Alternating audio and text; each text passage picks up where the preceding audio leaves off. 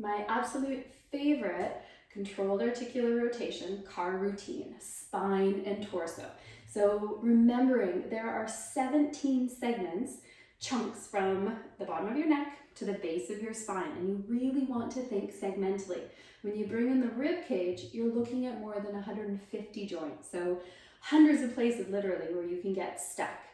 Don't skip the hard parts. So give yourself a big self hug, good, and then thinking segmentally, you are going to curl down into flexion.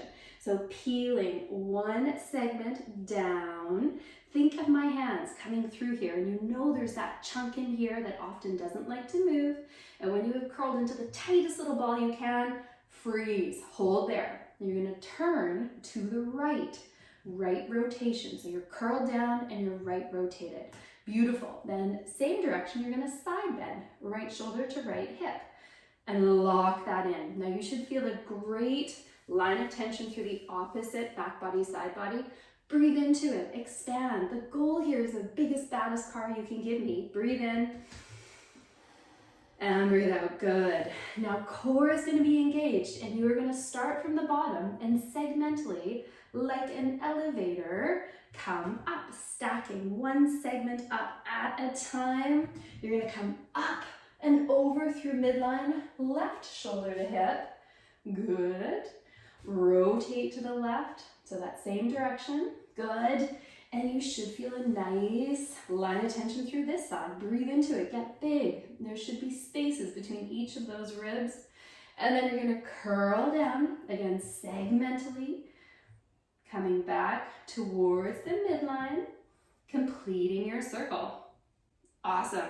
Lock that in, one lap in reverse.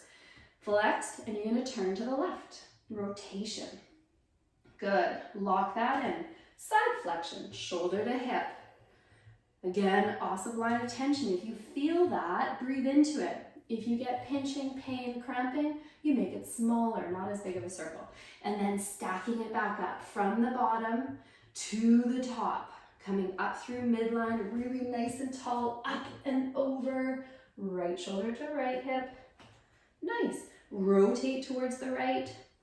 Again, if you feel a line of tension, stop and go into it, breathe into it, and then curling down, completing the circle, coming towards the midline, flexing maximally, and then to finish it up, stacking yourself back up from the bottom, starting at the bottom, don't start up here, nice, and really work on that segmental control deficit right there, nice and tall, and you're done.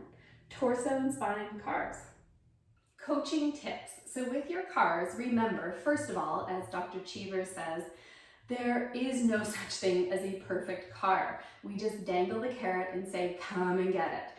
But your goal is to move through your full range of motion with full control and limiting compensations of other joints. We usually say, close your eyes, because this is about awareness of movement and teaching your brain about those segments, so your eyes aren't going to help you.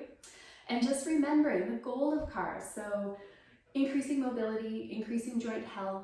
Movement is the only thing that prevents maturation of fibrotic tissue.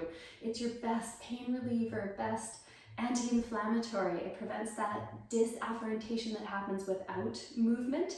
And they are your self-assessment. So this is this idea that it's kind of like knowing you have high blood pressure before you have a heart attack or a stroke.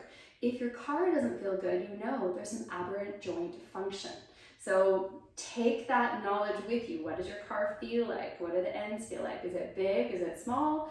Are you getting pinching and pain? And as always, pinching, pain, or cramping, we make the circle smaller.